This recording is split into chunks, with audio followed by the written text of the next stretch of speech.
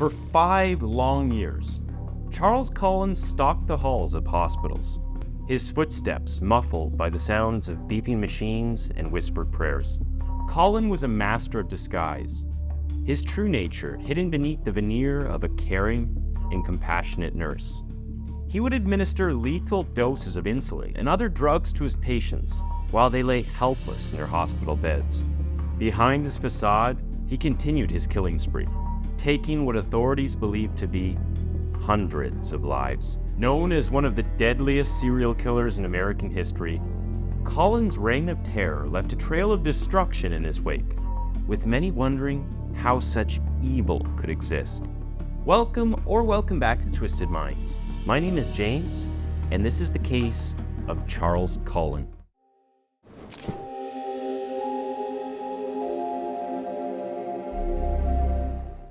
From the moment he came into this world, Charles had been marked for a life of pain and loss. February 22nd, 1960 was a day filled with hope and joy for his parents. But then, his father passed away just 8 months later, leaving his mother to raise 8 children on her own. Death seemed to follow Cullen like a shadow. His mother suffered a tragic car accident that left him orphaned at the age of 17. He watched as his brothers, one by one, succumbed to the same fate. The family home became a graveyard, filled with memories and ghosts of those he had loved and lost. It was no wonder that he tried to take his own life at the tender age of 9. It was the first of 20 known attempts. Shortly after his mother's death, he dropped out of high school and joined the U.S. Navy, where his true colors began to appear. Interactions with other sailors were strained, and his actions became more erratic. About a year into his service, an officer found him wearing a surgical mask and gown instead of his uniform. He was then demoted and attempted to commit suicide, ultimately leading to a medical discharge from the Navy in 1984 for undisclosed reasons. After leaving the Navy, he began studying nursing at Mountainside Hospital Nursing School and got a job at St. Barnabas Medical Center in Livingston, New Jersey in 1987. That same year, Cullen and his girlfriend, Adrienne Taub, tied the knot, soon welcoming 2 daughters. As Cullen's crimes progressed, things at home grew tense. In 1993, Taub filed for divorce due to claims of unusual behavior and extreme cruelty. According to the divorce filings, Taub claimed that her husband was distant, angry, and unsupportive. In the documents, Taub repeatedly accused Cullen of abusing their 2 Yorkshire Terriers. "I was awakened many nights by the screams of these dogs. Charlie was in the basement training and beating them if they did not listen to him," Adrienne wrote in her complaint. She also accused him of leaving their daughters with a babysitter for over a week and spiking people's drinks with lighter fluid. The 2 were divorced in 1993. And Taub filed multiple restraining orders against Cullen, stating that she feared for the life of her kids. Taub received physical custody of their daughters when their divorce was finalized on December 7, 1994. Somehow, none of Cullen's past devious behavior or suspicious incidences at previous employers ever hindered him from gaining employment during his deadly 16-year career as a nurse.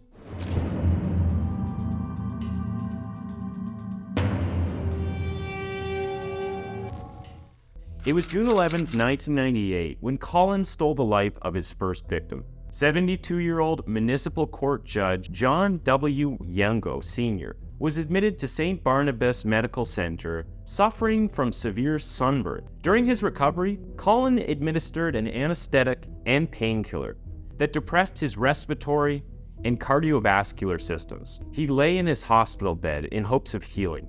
However, after Cullen's lethal concoction, Yango Sr. did not survive the night. Medications were Cullen's murder tools. He would commonly use a lethal cocktail of lidocaine, insulin, and digoxin.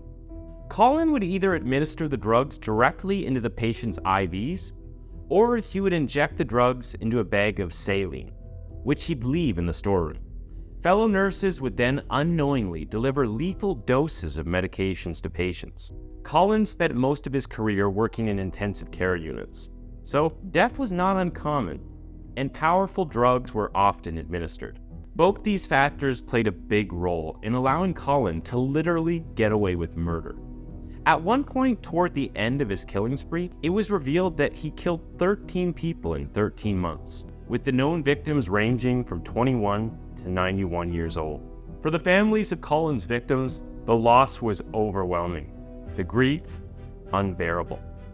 They were left to cope with the sudden and inexplicable loss of their loved ones, wondering why and how it could have happened. And when the truth finally came to light, it only added another layer of horror to their pain. When it came to his motives, Cullen said that he killed his victims out of mercy, as he wanted to alleviate the pain and suffering of his mostly elderly and infirm victims. However, Cullen's victims ranged in age from newborns to the elderly, and his method of killings varied. Some were already on death's doorstep, with chronic illnesses and terminal diseases ravaging over their bodies. Others were in the process of healing, recovering from injuries or surgeries. But they all shared one thing in common. They were helpless, powerless to stop Cullen's deadly actions. The nurse's weapon of choice was a syringe filled with lethal doses of drugs like insulin and digoxin. He injected his victims, watching them slip away into the abyss of death. Sometimes he tampered with their IV bags, waiting for the moment when his poison would do its work at the unknowing hands of his coworkers. Due to nursing shortages, Cullen had no issues finding new jobs. But over the years, there had been suspicions. In 1992, Cullen was seemingly caught. St. Barnabas Hospital discovered that saline bags had been contaminated, and their investigation led straight to Cullen. But even though he was identified as the perpetrator, the evidence was not strong enough to convict him. The hospital didn't call the authorities or even fire Cullen. Instead, they let him go, allowing him to slip into the shadows and move on to another hospital. Another chance to prey on the helpless and sick. And so it went. Cullen drifted from one hospital to another, leaving behind a trail of death and destruction. Even when suspicions were raised, no one dared to speak out.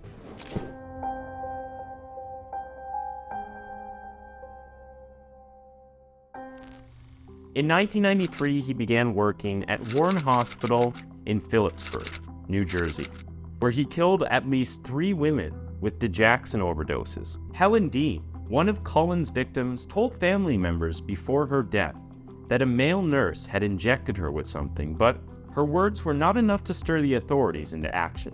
No investigation was launched, and Cullen moved on to Hunter Don Medical Center in Flemington, New Jersey, less than 2 years later.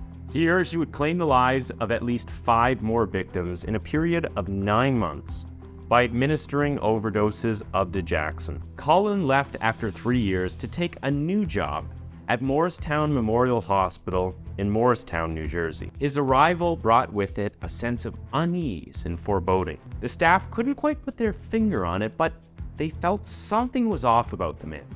At first, Cullen seemed to be an average nurse, going about his duties with calm efficiency. But soon enough, things began to go wrong. Patients started dying unexpectedly. The hospital administration began to take notice, and before long, Cullen's poor performance led to his dismissal. But the damage had already been done. He was then unemployed for several months until securing a job at Liberty Nursing and Rehabilitation. Charles Cullen's arrival at Liberty was a memorable moment for the staff and residents alike. There was something unsettling about him, a sense of darkness that seemed to linger around wherever he went. And then the rumors began. Nurses whispered in hushed tones about Cullen's strange behavior, about the way he seemed to linger a little too long in the rooms of certain patients. It wasn't long before Cullen was caught red-handed, his true nature exposed for all to see. He was found in the room of a patient, multiple syringes in hand. The intent of his actions clear. The patient survived, but with a broken arm and a sense of terror, that would never quite fade away. And yet, even with the evidence staring them in the face, the authorities failed to act. Cullen was fired, but that was all. He was not deterred. He simply moved on, his thirst for death and destruction still burning and bright. From 1998 to 2002, Charles Cullen lurked the halls of St. Luke's Hospital in Bethlehem, Pennsylvania, taking the lives of at least 5 more innocent patients. His methods of murder were meticulous and gruesome, leaving the hospital staff and patients in a state of terror. And yet, even after one of Cullen's former colleagues reached out to the state police, begging them to investigate his actions, law enforcement failed to find the evidence necessary to prosecute the malevolent nurse. As a result, Cullen's horrific deeds were kept secret from his future employers, and he was free to continue his killing spree in other hospitals. In 2002, Charles Cullen began working at Somerset Medical Hospital in Somerville, New Jersey, and it was here that he would kill the majority of his known victims before finally being arrested. One of his youngest known victims was Michael T. Stranko. A 21-year-old college student with muscular dystrophy was admitted to Somerset Medical Center in New Jersey for pneumonia. Little did he know he would cross paths with the Angel of Death. Cullen administered a lethal dose of Digoxin, causing Stranko's heart to stop beating forever. Stranko's devastated mother, who had been at her son's bedside, noticed the sudden turn for the worse and immediately alerted the hospital staff of her suspicions. But, just like all the other times, nothing was done to stop him. Despite the magnitude of his crimes, Charles Cullen was able to evade detection for many years. He moved from hospital to hospital, and it wasn't until 2003 that the full scope of his crimes was uncovered.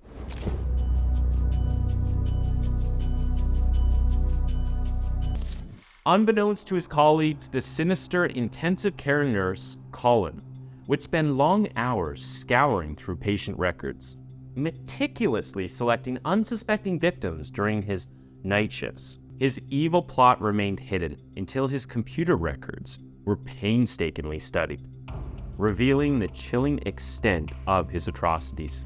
The horrific truth only came to light when a fellow nurse, Amy Loughran, began to feel unease about Cullen's action.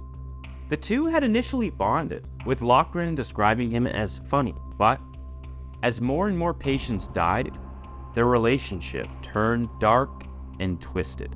The beginning of the end came in December of that year when Cullen administered an overdose of medication to 91-year-old Helen Dean, who was recovering from surgery and, unfortunately, did not survive the attack.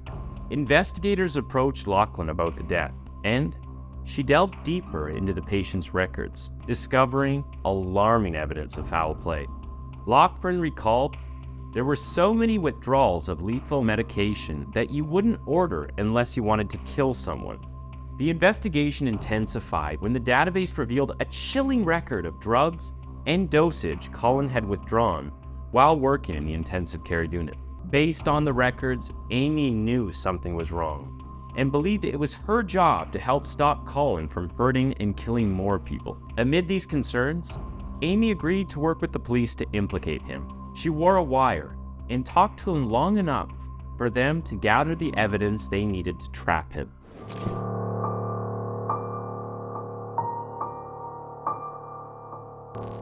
Charles was arrested on December 12, 2003, while at a restaurant with Amy Loughran. Police asked Amy to meet Cullen at a restaurant with a wire and record their conversation while they waited outside for a confession. Although Charles didn't completely admit to his crimes during the conversation, there was still enough evidence for an arrest. Cullen hinted about 29 murders. However, he also pre-mixed IV bags so that other nurses and doctors were technically killing patients unknowingly. Just 2 days later, Charles admitted to the murder of Reverend Florin Gall and the attempted murder of Tin Q Shu Han, both patients at Somerset. In April 2004, Cullen pleaded guilty in a New Jersey court to killing 13 patients and attempting to kill 2 others by lethal injection while employed at Somerset. As part of his plea agreement, he promised to cooperate with authorities if they did not seek the death penalty for his crimes. A month later, he pled guilty to the murder of 3 more patients in New Jersey. In November 2004, Cullen pleaded guilty in a Pennsylvania court to killing 6 patients and trying to kill 3 others. Authorities continue to investigate the possibility of his involvement in other deaths. On March 10, 2006, Cullen was brought into the courtroom of Lehigh County, where Honorable Judge Edward M. Coleman presided over the case. The proceedings were a horrifying and haunting legal journey that was ridden with a series of intense hearings, plea negotiations, and legal challenges that began with his arrest in December 2003 and culminated in his sentencing in March 2006. Cullen's defense team claimed that he was mentally ill during the time of his heinous crimes, making him unable to comprehend the gravity of his actions. Throughout the hearings, numerous witnesses testified about Cullen's acts and the devastating impact on their lives. Medical professionals also narrated the chaos and confusion that erupted as a result of Cullen's actions. Cullen himself took the stand at several points during the proceedings, revealing his accounts of what had transpired and expressing remorse for the malicious deeds. He admitted to murdering countless patients while he worked as a nurse and described the sinister methods he'd employed to administer lethal doses of medication. Judge Armstrong addressed Cullen directly, calling his crimes an unspeakable betrayal of trust and a horrific series of murders. Eventually, Cullen pleaded guilty to 22 counts of murder and 1 count of attempted murder. In return for his admission of guilt, prosecutors agreed not to seek the death penalty, and Cullen was sentenced to 11 consecutive life sentences without the possibility of parole. Judge Armstrong told Cullen, "You will never see the light of day again. You will never breathe a breath of fresh air again. You will die in prison." The sentencing hearing was a grim event. Some passionately pleaded for Cullen to be executed, while others were relieved that the legal process was finally coming to an end. But Cullen made a final and grim stand. Upset with the judge's decision, Cullen repeatedly shouted, "Your Honor, you need to step down," until the judge ordered the sheriff to gag Cullen. Deputy sheriffs placed a black mesh hood over Cullen's head and pulled the cloth collar over his mouth to muffle his voice, but he continued. Even though he was gagged and his face was covered, family members and friends of the victims stood shakily, reading their statements over Cullen's manic chanting of the same 7 words over and over. His antics in the court with the judge brought him 6 additional life sentences, in addition to other sentences pronounced on the same day in another county. Cullen currently faces 18 life sentences and is not eligible for parole for 397 years.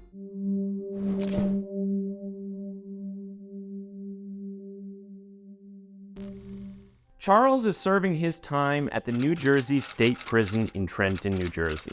In 2013, Cullen gave his first ever television interview with CBS series 60 Minutes, where he openly discussed the crimes he committed and the reason why. "I worked on the burn unit. It was a lot of pain and suffering, and I didn't cope with it as well as I thought I would. There is no justification. I think that the only thing I can say is that I felt overwhelmed at the time. It was more or less, I felt like I needed to do something, and I did.